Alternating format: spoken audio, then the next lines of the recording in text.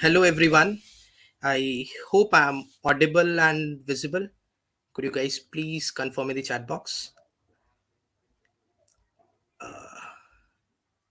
Am I audible? Guys, could you please confirm in the chat box?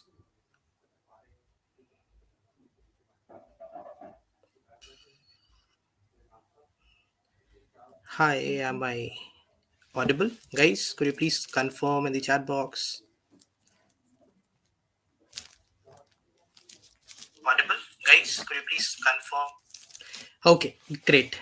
So, hi everyone. I am Jashan, who I'm currently working as a software engineer with Coding Spoon. So I hope you guys know that every Sunday we go live with some guests. Every Sunday we have different people with us from different companies who come here and share their experience with you guys, right? So again, today also we do have a guest, and he is currently working in a company called Class Plus. He's a software engineer there, so his name is Mohammad Farhan. But today he'll not only be sharing his journey, apart from that, we'll be talking about I guess it's the most important topic nowadays. Most of the people want to know what is like GSoC. I hope you all know about GSoCs, but you guys do have some doubts, right? So today we'll be having Farhan with us. He'll be here to help you guys with, like, he will be answering all your questions around GSoC.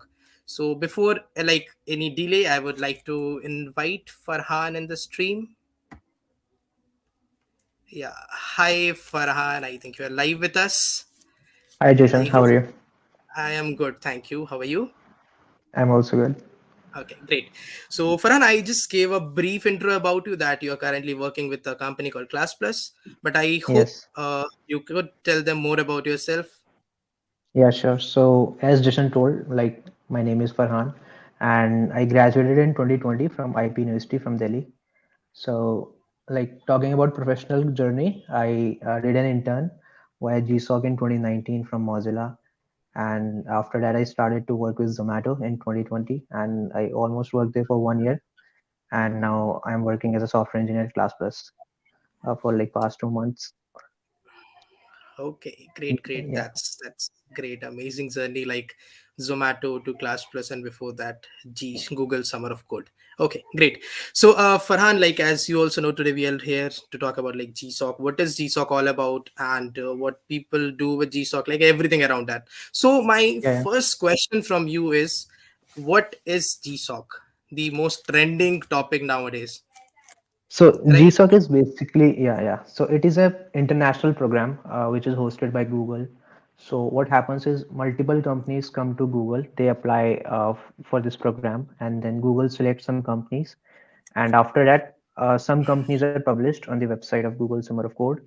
And then the students go onto the website and then they see the companies and the projects they have proposed. Basically, students work for like 12 or 13 weeks long a project, and they see what features they need to build. They basically, the companies propose a feature list, you can say, and then the students see that and then they apply to the companies with some proposal, a document, like how they are going to implement the feature and so on. We can go into the details after some time, Okay, how to okay, write the okay. proposal and everything. Yeah. Yes, yes. Okay. That's great. And So, yeah. mhm. Please, So please go one on. thing, one thing to clear is that GSoC is not an internship with Google, but it is definitely an internship in which you are applying the organization and the company. So it's not an Okay. internship with Google. Okay. I think you answered my next question. I was about to ask, like, is GSOC considered an internship or a job or any form of employment? But I think you Yeah, have yeah. just answered. Definitely it is an internship, but with the company that you have applied for and you have been selected for, but not with the Google. Okay, okay. So, when does this Google Summer of Code happens? Like, is there any specific date, specific month, or something?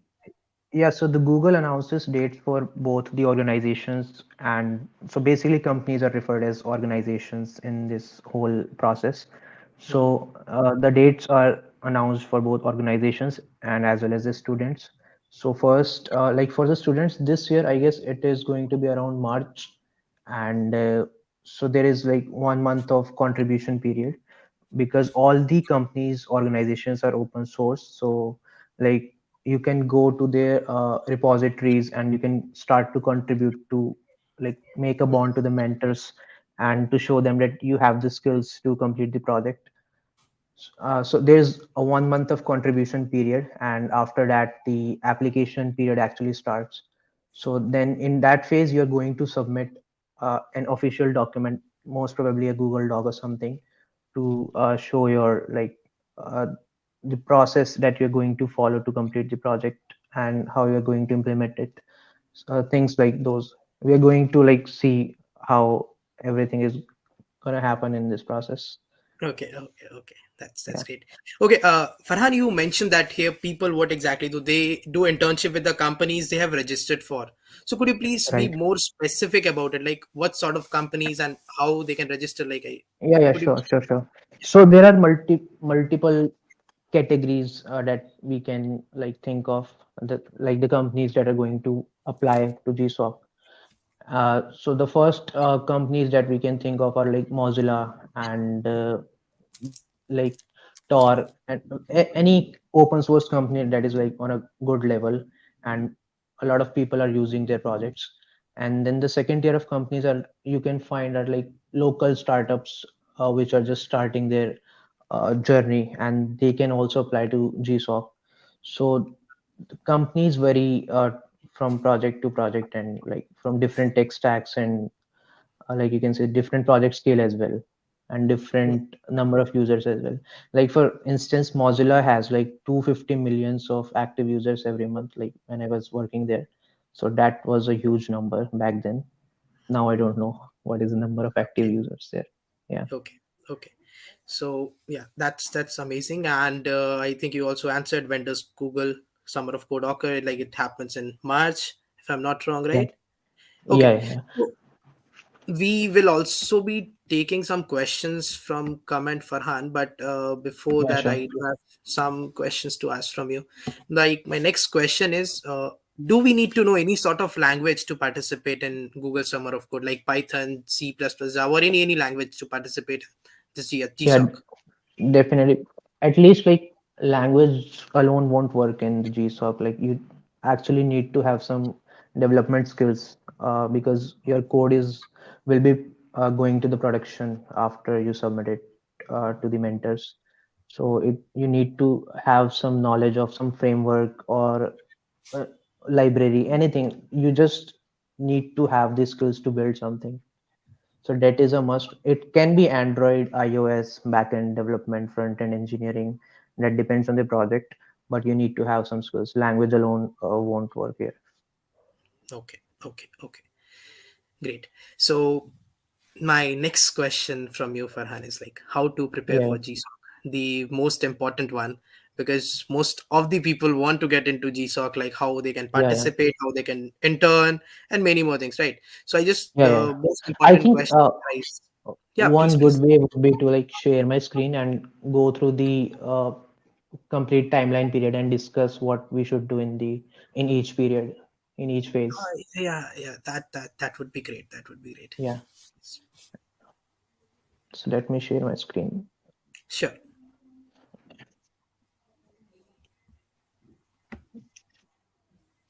So is it visible?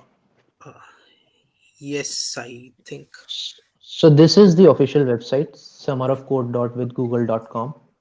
Here you can find all the details. Like every year, the process changes a little bit, and I guess last year as well, because of the COVID, the timelines changed and the stipend also changed. So that might have changed this year as well. So you can go into the details on this website. But for the process, we can go on to this timelines page. So here we can see the complete timeline of the, and I guess this year it is a bit longer. Like mm, this is till November. In 2019, it was only till August. So we can discuss like here we can see that from 7th February, the organizations can submit their applications to Google. Like the organizations will be proposing their projects that they want to have in the GSoC uh, program this year. And then this is the deadline, 21 February. And most of the students, what they do is they start to contribute a little early before the actual contribution period. They assume like this organization participated in the past 3 years, and then they try to contribute in that.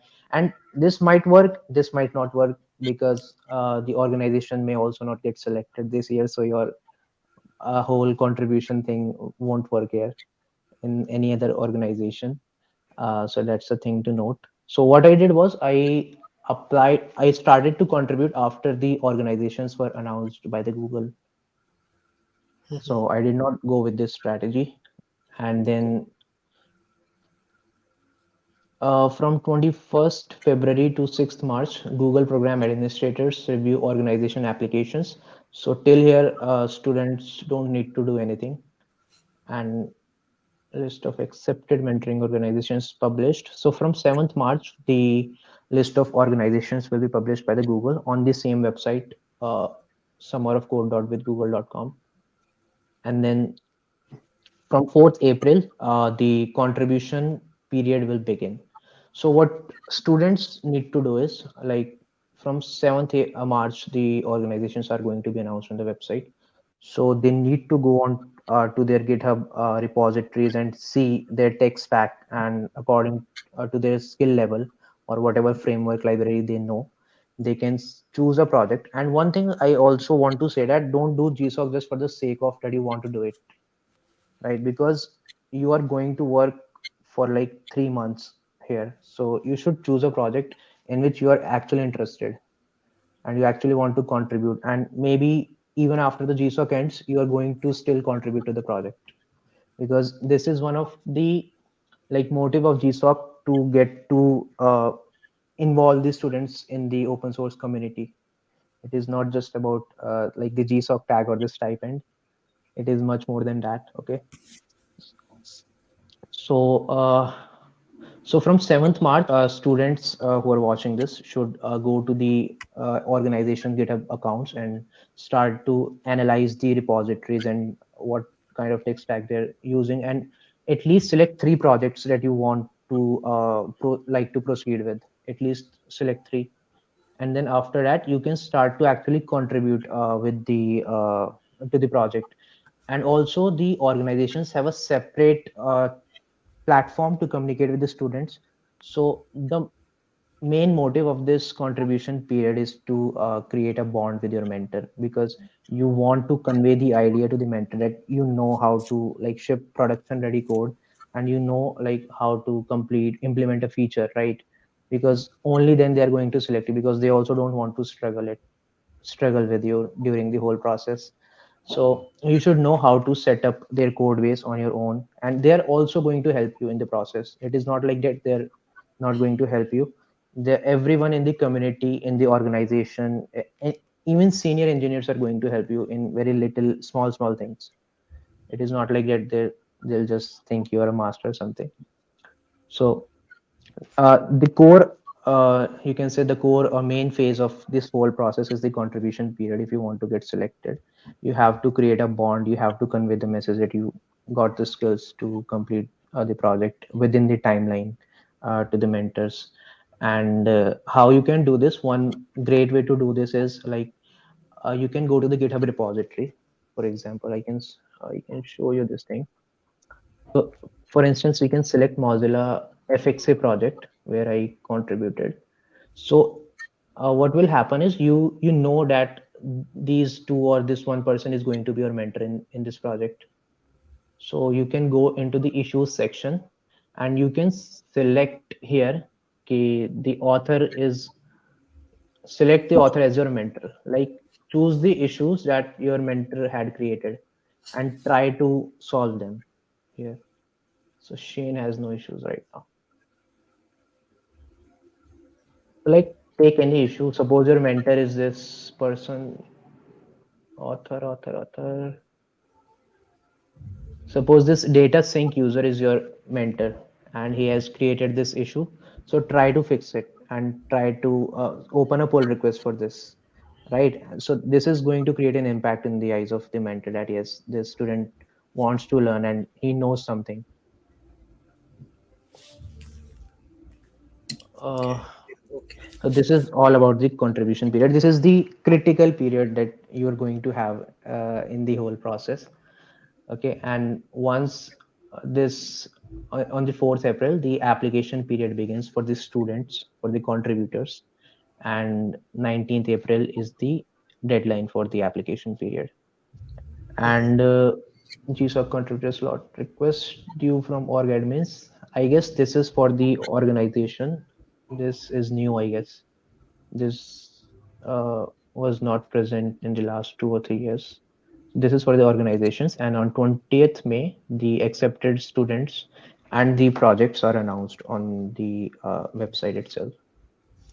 And from 13th June, the coding will officially begin here, right? And this is a community bonding period from 20th May to 12th June. In this period, your mentors may introduce you to the engineering team, uh, to two or three peoples who you might work with during the period. And this is just for to get to know the organization and get to know to you. And then so there are three phases in which you are evaluated. So from 25th July is the first evaluation phase. So what is going to happen is, so when you propose your proposal for the project, when you apply, basically, you are going to submit a doc in which you will be having the minor details of how you're going to implement the feature, and the design and everything, architecture and everything. So you are going to split the whole project into phases. Like in first phase, you are going to complete this much of work. In second phase, this much of work, and in third phase, this much of work. So this first phase evaluation is like to check if you have completed the project or not, and you might get fail if you don't like complete the task that you have said ki I'll complete, but you fail in this, then you might fail GSoC as well. But this rarely happens. I haven't heard of anyone who failed like the GSoC due to this thing. And then the evaluation deadline here completes on 29th July, and also like after 1 or 2 days, you're also going to get one third of your stipend. And from 25th July, again the work period will start. And then so these are basically phases. Here on 12th September, the evaluation is submitted, I guess this year there are only two phases, initial results of, yes, this year there are only two phases. In 2019 there used to be three phases. And then the results will be announced on 20th September. And uh, so one cool thing is key, even like you have completed the GSoC, your project details are going to be on the website in the archive section. So you can see like here are my details and they are going to be there forever. So and everything about the like the mentors and the organization and the project details and even the code, they have changed the user interface here. Here you can see the code, right? And when you complete your project, you are going to submit a report. Basically, it's going to be a gist file on GitHub. So here you are going to write like what you have done and maybe a demo video that you have recorded after you have completed your work, and like some screenshots and everything. So this is like all about the phase that is going to be there. Yeah, Jashan.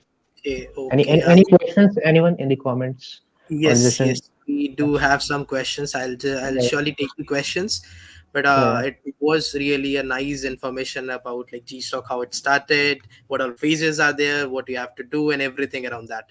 So yeah, before my other questions, I think we have one question. It's from Mhm. Rakesh Tomar. His question is: did GSoC help you in getting a job offer from Zomato or Class Plus? Yeah, sure. So let me add some thing as well in this thing. So what used to happen is first, like in previous years, Google used to give you a kind of referral to the job applications that are there on the careers website of Google.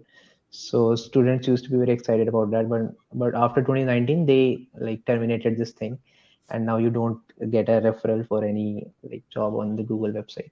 But yes, as far as for other companies, once you have like GSoC on your resume definitely stands out because they know you have like uh, deployed production level code and you have implemented something for like 2 or 3 months. So definitely your resume stands out, and companies will definitely notice your resume once you have this thing on it. Yes, Okay. and yes, Zomato, like it helped me in Zomato as well, and in Class Plus as well. Like after you get your first job, then you go step by step. Like they are not going to see GSoC, they're going to see the previous company, not the GSoC. So yes, GSoC is going to help you to get your first job, but not after that. Okay. So again, I think the question which I asked you before, that what Mhm. programming languages I have to know to get into GSoC. Okay, Yes, so I'll just yeah. Mhm. add on to this question. Like, Yeah, how did you prepare for GSoC? So, yeah, what sure. programming languages and how did you prepare?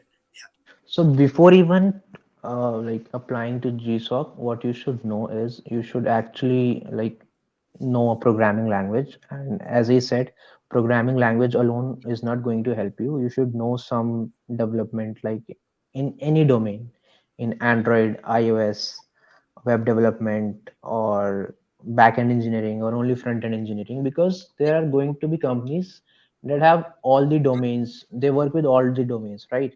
And there are going to be projects for all the domains. So you can start with anything, literally anything. I started with web development, so my work involved like both front end and back end. So it was kind of a full stack role in the GSoC. So you can, but like the most famous one I can say is go with JavaScript or Python. And if you really want to go into like mobile development, then start with Android or like iOS, whichever you like. But if you are Okay, into like generic software engineering, you don't know where to start, what to start, then I would recommend it. Go with JavaScript or Python. okay. Great.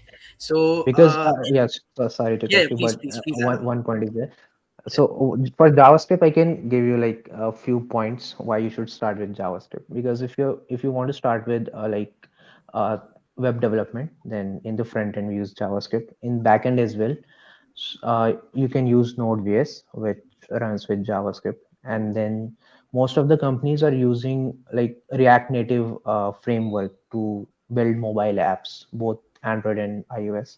So there also JavaScript is going to help you. So if someone is like I don't know what to start with, so you can choose JavaScript. Okay. Great. So, Farhan, you mentioned that after GSoC you were working with Mozilla, right? Yeah, and one thing to add to the question, that did GSoC help you in getting a job offer? So I actually got a referral in Mozilla, London, and but due to COVID, I wasn't able. Like they closed the hirings at that time due to COVID. So yes, you also get the referrals in the organization you're working with. Okay. So, you were interning with Mozilla, I think you mentioned, right? Yes, with GSoC, Yeah, with GSoC you under were GSoC. interning. Yeah, yeah, Yeah, yeah. under GSoC you were interning. So, how was your like experience there? Yes, so let me tell you about my experience. So my first contribution was like if you create a Firefox account, then during the sign up process, you have to enter your age, right? And there was a bug where you can like input your age as 999 as well, which is totally invalid, right? So my first contribution was that to add a validation for the age to 130. So like after 2 days it went into the production, and it is like the best feeling ever to see your code go into the production on such a big platform, right? And still even today you can see your code there, right? And it's just an amazing feeling as a student, like because in the company you are doing this on a daily basis, but as a student you will get to like deploy your code on production level for big companies in this program. And the learning as well is really good. I get got to learn very like testing mechanisms. Like we had automated tests for the UI at Mozilla, and you have integration tests. You learn like how to write unit tests and many other things. Like you'll get to know like how to structure your code, and which is also going to help you in the company because you're working with the company, right, in the GSoC. So that's a great thing to have. Okay, okay, great. So that was really a great achievement. Like within 2 days, you code going to production in such a big company. That was really, really a great, achievement. Even it feels very good. It happens. Yeah, I yeah. As remember. a student, you get to have a confidence that yes, you can work for companies, you can build features. So the confidence building is like amazing in the whole process. And yes, everything like the I don't have even words to like express what other things we're going to get in the whole process. Yeah, great, great. I remember when I started working. I didn't got anything, for a month or two. After that, Yeah, yeah, yeah. I came into coding and then production. Yeah, it was real a long time. Like you can say 2 to 3 months.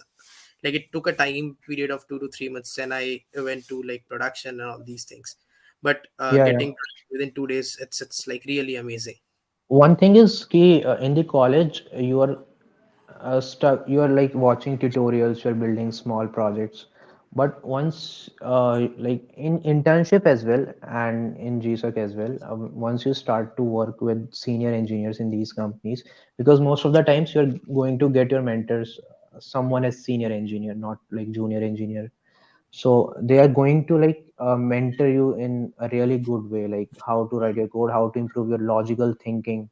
And like I remember one thing that we had to change the in JavaScript files, we call them modules. So there's something called as ES5 and ES6. So we had to convert the modules from ES5 to ES6, and there were like I touched like 95% of the front end code base, and I wrote like crawler, which was like reading all the files, and grunt worker, which like automated all the process to convert these files. I worked with regular expressions, which you're not going to like get when you're building personal projects or following some tutorial, because most of the times tutorials are like basic stuff to get started with some technology. Okay, okay, okay. Yeah, Uh, Great. So again, I think I have a few more questions to ask. yeah, yeah, So sure. my other question is, what are the benefits of GSoC? Yeah, sure. So the like one I of the think most you have mentioned some, like you can get internship, you can do this, but yeah, any yeah, other yeah. thing, any other benefits We are have there? so I think like I have touched all of the points, all of the benefits. But I think yes, the stipend is great. One major benefit of GSoC is that you get a great stipend. You can like at our time it was around $3,000, and I guess in 2017 it was $6,000. And yes, so Google is decreasing it year by year. That's a problem. But yeah, so like you can upgrade your machine, you can buy a new laptop, you can set up your workspace with that money. Okay, that's pretty amazing. Okay, Farhan, any sort of advice you want to give to our viewers, like if they are appearing for GSoC or they are like participating in it? So any sort of advice you want to give them? So uh like I'll say ki if someone is not doing data structures or competitive programming, then they should definitely go for GSoC because it is going to give you a boost in your resume. And if someone can like knows DSA and is doing competitive programming and all those stuff which is required for a full-time job, then they should go for like actual internships in the FANG companies. So this is something different. Uh, People might not expect it, but yeah, if someone like no DSA and no CP, then they should definitely go for internships in FANG. But if someone is like weak in these data structures, algorithms, then they should definitely go for GSoC, because it is going to stand out in the resume, in your resume, and people are going to notice you. And the second thing I would say is, for the preparation part, the just a minute, Tishan. Sorry.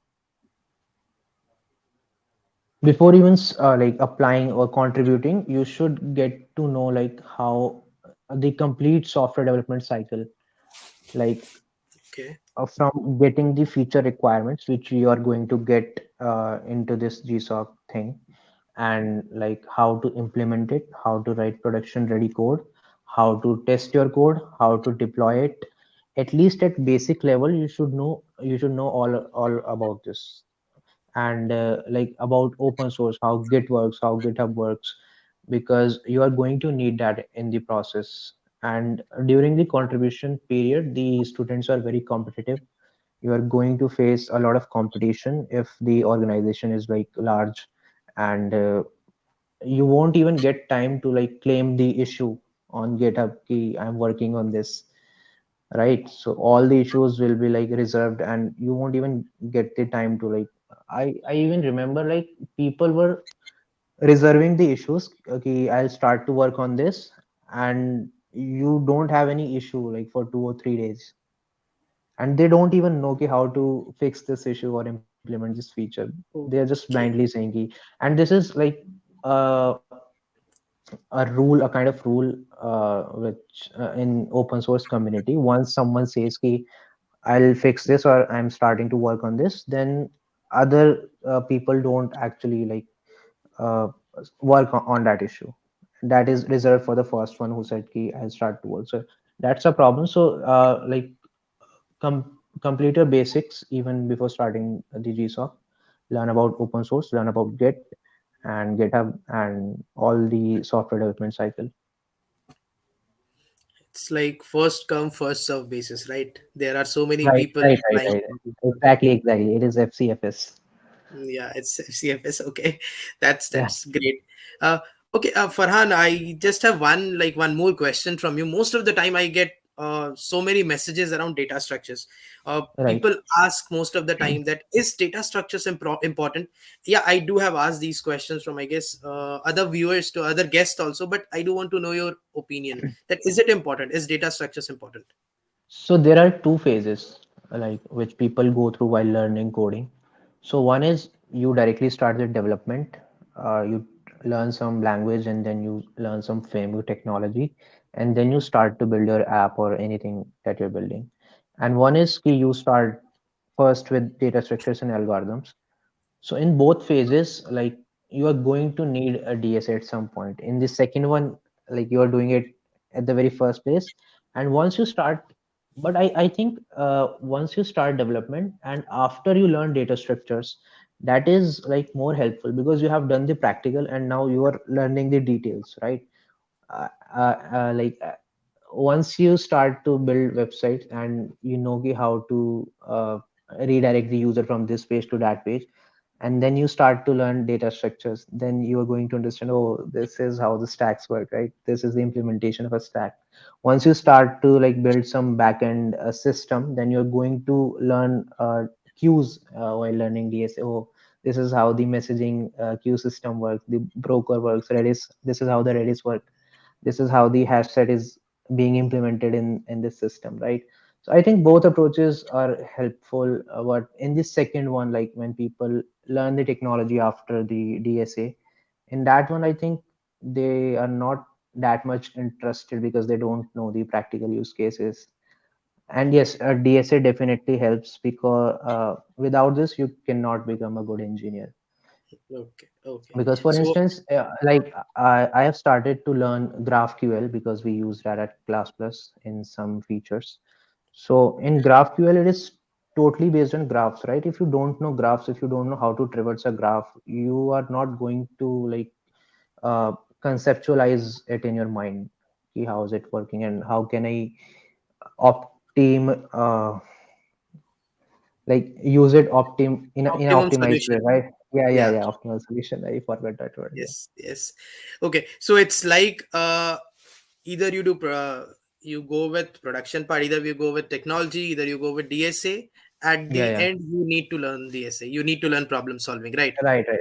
Like if you have started development, then it is fine. You can learn DSA later, like I did.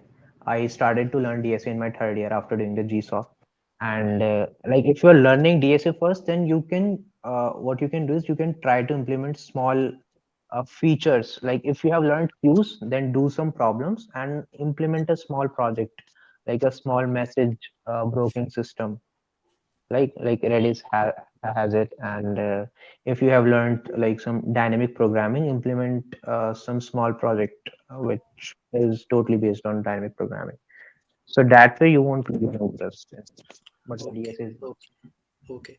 Okay. Thank you so much, Farhan, for joining us and giving us your valuable time. And I think this session was quite helpful for everyone watching now, and the other person who will be watching after this.